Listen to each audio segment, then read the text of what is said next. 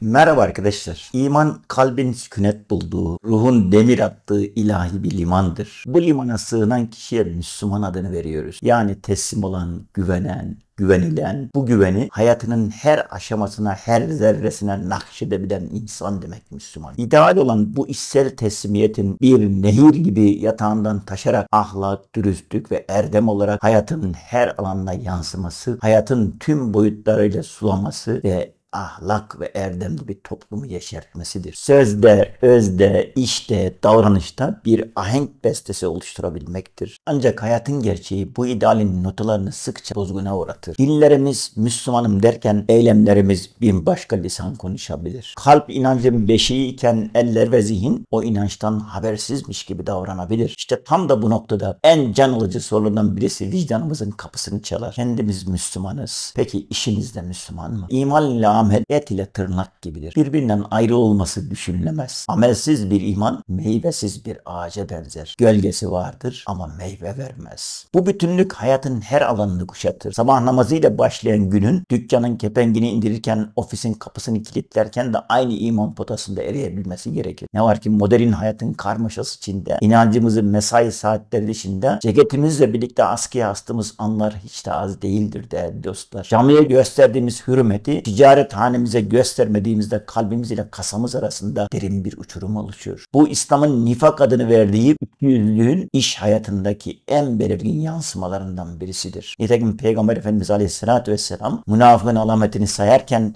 yalan söylemeyi, emanete ihanet etmeyi ve sözünde durmamayı zikreder. Bu üç ahlak zafiyetin en çok sınandığı yer ise şüphesiz ki iş hayatıdır. Öyleyse değerli dostlar, bir durup düşünelim. İşimizin Müslüman olması ne demektir? Bu sadece helal sektörde faaliyet göstermek veya kazancının zekatını vermekle sınırlı bir durum mudur? Bu yapılan işin ruhuna, inancın ahlakını işlemek değil midir bir yönüyle? Müşterinin görmediği yerde sağlam malzeme kullanmak, alan razı, satan razı mantığı yerine Allah razı mı diye sorabilmek değil midir? Çalışanın hakkını alın teri kurumadan, hatta teri kurumaya yüz tutmadan ödeyebilmek değil midir? Verilen sözü, atılan imzayı bir senet değil, bir iman yerimini olarak görebilmek değil midir? Yaptığı işi en güzel şekilde yaparak ihsan mertebesine ulaşmaya çalışmak, Yaradan'ın her an gördüğü bilinciyle hareket edebilmek değil midir? Bu şuurla yoğrulmuş bir emek, bir tezgahtarlık, bir yöneticilik, bir zanaatkarlık sessiz bir ibadettir değerli dostlar. Buna karşılık inancın sadece bir kimlik beyanından ibaret kaldığı durumlarda iş hayatı bir ahlak erozyonuna uğrar. Kişi cuma namazını kaçırmazken tartıda hile yapar. Malın kusurunu gizlemekten veya haksız rekabetten geri durmaz. Kamu malını kendi mülkü gibi hoyratça kullanabilir. Liyakati değil sadakati esas alarak kul hakkına girebilir. Dışarıdan bakıldığında Müslüman bir birey profili çizerken iş ve muamellerinde, işlerinde, davranışlarında İslam'ın temel ahlaki prensiplerinden fersah fersah uzaklaşabilir. Bu durumda Müslüman olan kişinin kendisi değil, sadece taşıdığı sıfattır değerli dostlar. Bunun ötesine geçmez. Çünkü inancı işinin kapısından bile içeri sokmamaktadır. Sonuç olarak işimizin Müslüman olup olmadığı sorusu bir kimlik sorgulamasından öteye bir varoluş ve samimiyet muhasebesidir. İnanç hayatı anlamlandıran bir pusule ise